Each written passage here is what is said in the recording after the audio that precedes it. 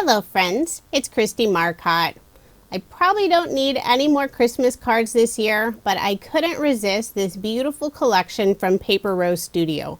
It's called Pretty in Pink Christmas. I think this collection was designed just for me. I mean, with the word pink in the name, how could I resist this beautiful collection? There are two different paper collections that coordinate together, and both are available in the 6x6 size and also the 12x12 size. I'll be using the 6x6 size. There are 18 double-sided pattern papers, 3 each of 12 designs. The first one I'm showing you is the original with all the different images. There are some sheets with cut-aparts, although I won't be using any of the cut-aparts this time. My favorite design has the cute pink mugs with cocoa and some cookies. Overall, the collection isn't super pink, but it does have those subtle touches of light pink throughout it. Now you can use that collection by itself, but if you really want to stretch it out, there is a coordinating collection called Pretty in Pink Christmas Basics. This one also has the 18 double-sided pattern papers, 3 each of 12 designs. Lots of fun designs and colors that match beautifully with the original collection. I love when Paper Rose releases the coordinating collections. And this one's really fun. It has several different wood grain designs. We have some tone-on-tone stripes. There's a knit design in a couple of colors. There's also one that has sort of a watercolor look. There's a pretty leaf design with the white background and gray leaves, and then also some polka dots. Both collections are beautiful, and sometimes it's fun to use non-traditional Christmas colors. Along with the two paper collections, Paper Rose also released a coordinating die cut pack. And I love the images in this pack. There are 4 A5 size sheets, and these are pop-out die cuts. So they're not completely cut out, but they're really easy to remove. I just used my fingers to pop out all of those images, and then I used a pair of scissors to cut off that tiny little paper tab. You can definitely leave it on, but I always like to cut that off. This first sheet has lots of presents. The next one we have ornaments, the pink car, more presents. There are birds and bows, cups of cocoa, cookies, another pink car. And there are 2 sentiments. There's warm wishes and also Merry Christmas. This is such a fun collection, and if you are interested in purchasing it, I do have links provided in the description box below. And I did make quite a few cards using this collection. For card design number 1, I'm using a card sketch for inspiration. This is from Sweet Sunday. It's number 220. I used the ornament paper for the background. Then I'm adding a panel of this watercolor looking paper. I'll layer my background piece on some black cardstock, put some ATG tape on the back, and add my card front onto a card base. All of my cards in this video are American Standard A2 size, 4 1/4 inches by 5.5 inches. I've already stamped out the sentiment Merry Christmas, and this is from Paper Rose's Christmas Sentiment stamp set. I stamped the sentiment on one of the wood grain patterns. Then I'll layer it on some black cardstock. Before adhering it to my card, I will put some scrap pattern paper pieces on the very right and left side. Then I'll adhere it toward the lower portion of the card. Next, I'll add a few of the die cut images. I selected 3 of the ornaments. I'll glue the largest one down first, then add the ornament with the white tree on the left side. And then the tiny little gold ornament, I did put some foam dimension on the back, and I'll adhere it to the right side. Then to finish off the card, I'll add a few gold gem stickers around the ornaments. And these are from my stash. I'm just trying to use them up. So there is my finished card, and I did make 2 using this design. And I purchased a second set of the die cut pieces so I could make multiples of the same card. Now moving on to card design number 2. The card sketch is from Sugar Pea Designs. This is Sugar Sketch number 53. I'm using my favorite paper for the background with the pink mugs, cookies, and candy canes. And I'm adding a strip of the tone-on-tone polka dot paper. I'll layer both of those pieces on some brown cardstock. Now on the sketch it indicates a circle, but I'll be adding an oval, and I cut this out using Paper Rose's Stitched Oval die set. Before adhering the polka dot sheet, I will add some scrap cardstock pieces on the right and left side where it goes around that oval. Then I'll layer my background on the brown cardstock, put some ATG tape on the back, and add my card front onto a card base. Now I'll bring in several of the die cut images. I'll be using the glass of milk, one of the mugs of cocoa, and also the pile of 3 cookies. I've already put some scrap cardstock pieces on the top area of the milk bottle, and I put foam dimension on the top of the pink mug. I'll adhere both of those in place, and I did pop up the cookies with some foam dimension as well. For a sentiment, I decided not to go with a Christmas sentiment. Since the images aren't really Christmas looking, I think this would work for a winter birthday card. So I've stamped out a Just For You, and this is from Paper Rose's Super Day Sentiment Set. It's a small stamp set, but it has a great assortment of sentiments. I did cut the left side at an angle and adhered it in place using liquid adhesive.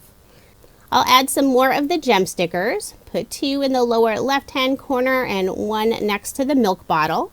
Then for a final finishing touch, I'm adding a small banner to the upper right-hand corner, and I cut this out from the same brown cardstock. So there is my finished card, and I did make 2 using this design. And this is my favorite card from the whole collection. I just love that pattern paper.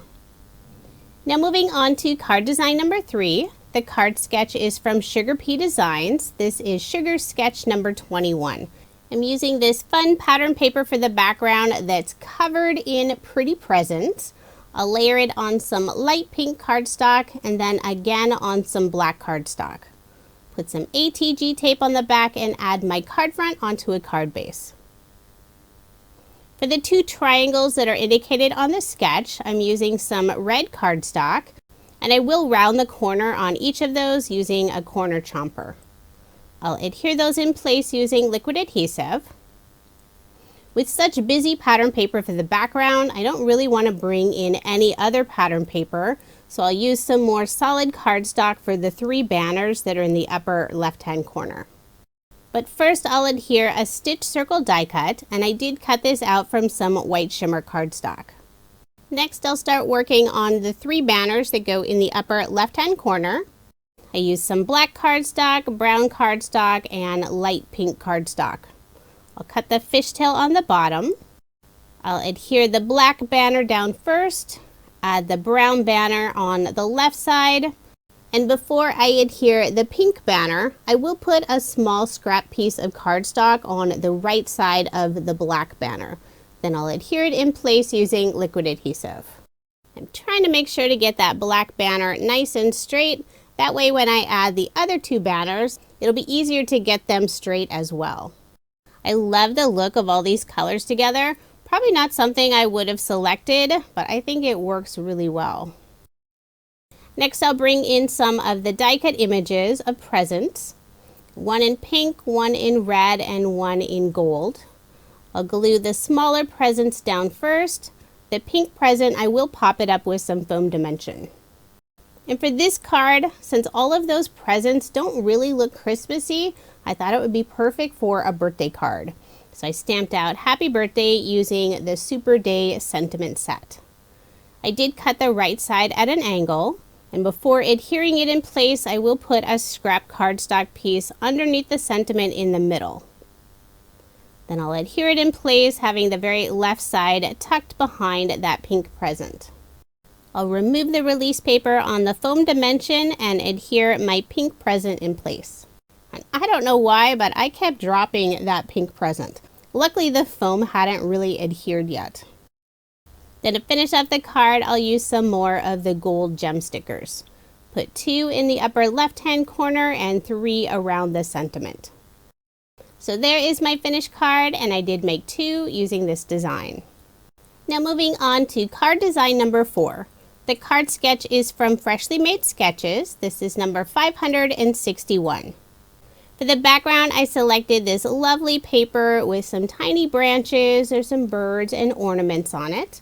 I'll layer it on some black cardstock, then add my card front onto a card base, and for this card, I'm leaving the 1/8 of an inch of the white card base showing.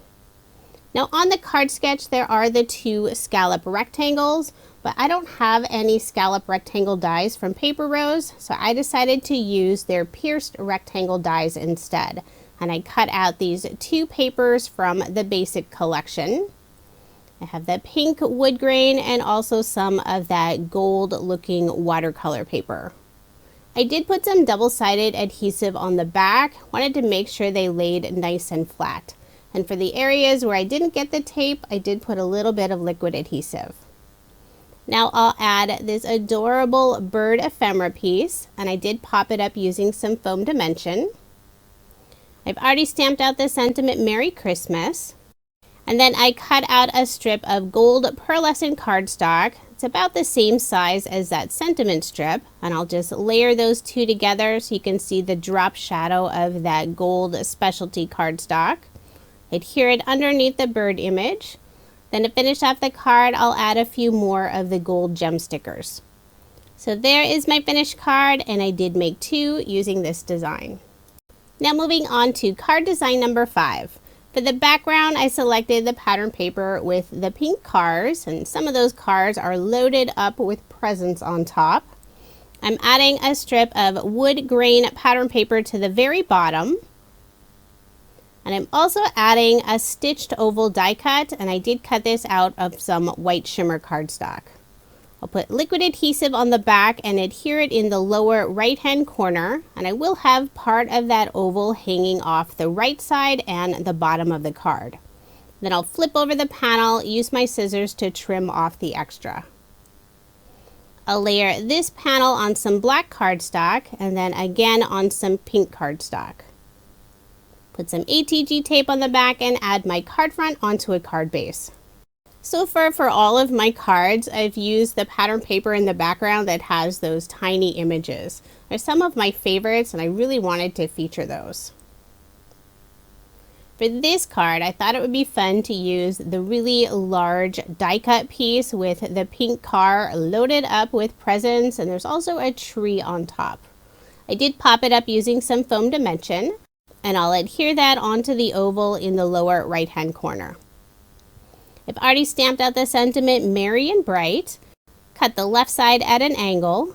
Before adhering it in place, I will put a scrap cardstock piece just on that very left side where it goes off of the oval. Then I'll adhere it in place using liquid adhesive.